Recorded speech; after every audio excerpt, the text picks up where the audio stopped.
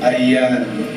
Galatians 5:22. But the fruit of the Spirit is love, joy, peace, forbearance, kindness, goodness, faithfulness, gentleness, and self-control. Against such things, there is no law.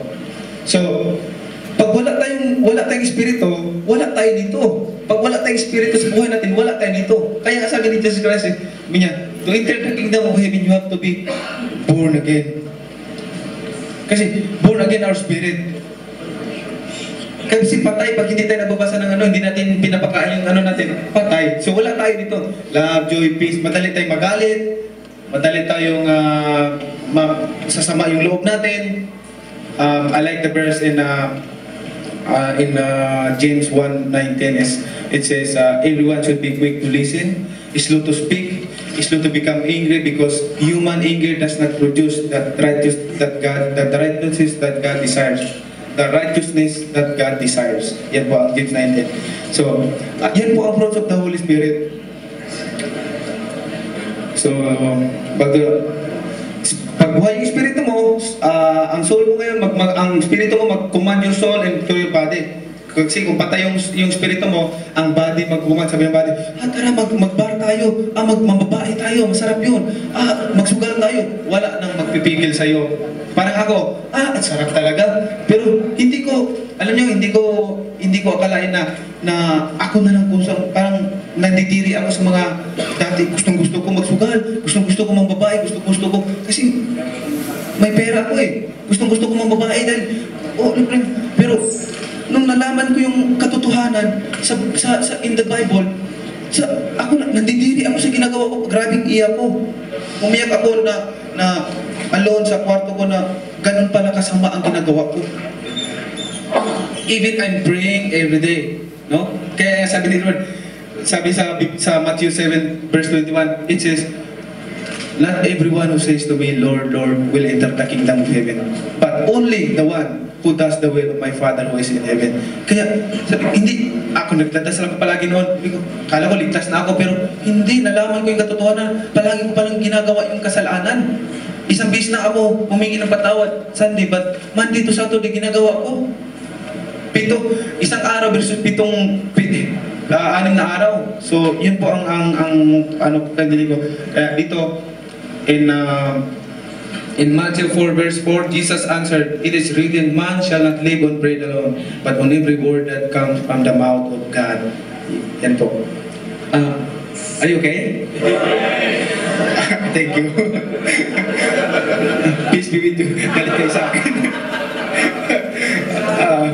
Okay lang, Bishop? Thank you. Okay. Number 6.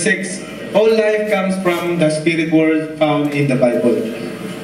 So, all life comes from the spirit word found in the Bible. So, ang buhay natin is galing sa Espiritu. I like this verse. John 6:63. The Spirit can make life share muscle and willpower don't make anything happen. Every word I've spoken to you is a spirit word, and so it is life making. So, you see this one, the spirit word, and so it is life making. So, all life comes from the spirit word found in the Bible. Number 7, parang hindi kagalit sa akin, ha? Peace be with you all. Reading the Bible give us hope. So, minsan kasi, pag may tao may problema, marinig natin, nagtalon sa building, minsan nagparil sa ulo, minsan nagbigti. Kasi, wala silang hope, hindi nila alam. Kasi hindi sila nagbabasa ng Biblia. Pag nagbabasa ng Biblia, you read the words of God, marami itong mga promises of God na ibibigay sa atin pag tayo what we gonna do is just believe the word of God. Okay, I like this verse in Romans 15:4. Such things were written in the scriptures long ago to teach us. And the scriptures give us hope and encouragement as we wait patiently for God's promises to be fulfilled. Yan po, God promises to fulfill. May hope tayo, give us hope and encouragement as we wait patiently for God's promises to be fulfilled. Yan po. Para nagbabasa natin, pag may mga problema, wala yan. Ang Panginoon may magandang plano sa akin. I trust His word in the Bible. Kasi kung ano nakasulat sa Bible, hindi naman siguro na hindi totoo. Lahat totoo yan. Katotohanan ang nakasulat sa Biblia. Kaya sabi niya, heaven and earth will pass away, but my words will never pass away. Sabi niya gano'n. Number 8, God promises to live in you when you love His word. So, titira siya sa buhay ko, titira dito siya sa buhay ko pagka nagbabasa tayo palagi ng Biblia, lagi natin we-meditate His word day and night. So, titira siya sa buhay natin. Itong verse in John,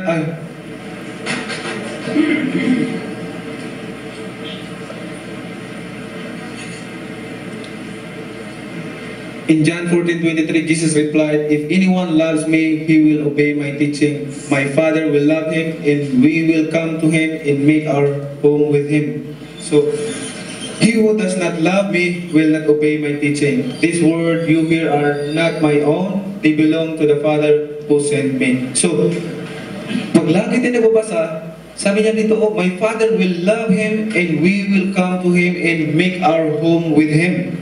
So, titira siya sa atin. So, paano pa tayo magagawa ng masama kung sinusunod natin yan, kung nandito na siya sa atin? So, siya na magdidikta sa atin, yung Holy Spirit natin, tapos nandiyan na siya sa atin. So, kung anong mga desisyon din sa buhay, magagawa tayo. So, nasa tamang daan tayo. Nasa right path tayo.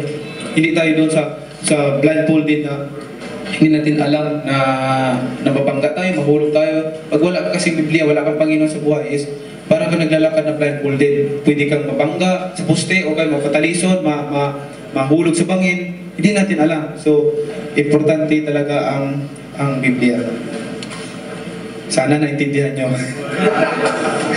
Okay, number 9. The Bible teaches, corrects, and trains you in living the kingdom way of life. So, ang Biblia, sa pagbasa natin ng Biblia is natuturuan tayo, nakukurik tayo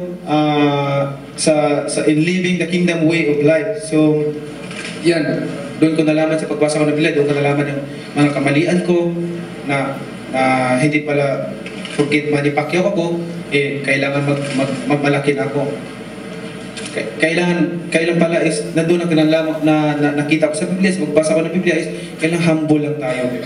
Humble, kahit na we're the same. Lahat tayo, kahit na sino man o kahit na yung tao pang natutulog diyan sa kalye, pare-pareho lang tayo. Kasi bakit ang heart natin kulting pareho lang kurti ng mga puso natin. So the Bible teaches, corrects, and trains you in living the kingdom way of life. So this verse in Timothy 3 verse 16, all scripture is God-breathed and is useful for teaching, rebuking, correcting, and training in righteousness, so that the man of God may be thoroughly equipped for every good work. So, teaching, rebuking, correcting, and training in righteousness. So, pagbabasa natin ng Bible, correct tayo, turuan tayo, and sa rebuking. So, the question is, are you teachable? Are you teachable or are you correctable? I am correctable and I'm teachable. I'm teachable because I want to learn more. I want to learn more about the way of life, the truth. I want to learn more. I'm teachable. I'm correctable. So if I did a mistake here, you can correct me if I'm wrong. So that's the teaching, rebuking, and training in righteousness, so that the man of God may be thoroughly equipped for every good work. So, number 10, the Bible is God's Word made alive. So, ang salita ng Panginoon, buhay na buhay. Buhay na buhay, kahit magpakailangan, kahit na lumipas man ang ating apo ng apo natin, ang Panginoon, hindi mamamatayan. Buhay na buhay yan. The Bible is is the Bible is God's word made alive. So, like this verse in Hebrew 4:12, for the word of God is alive and powerful. It is sharper than the sharpest two-edged sword, cutting between soul and spirit, between joint and marrow. It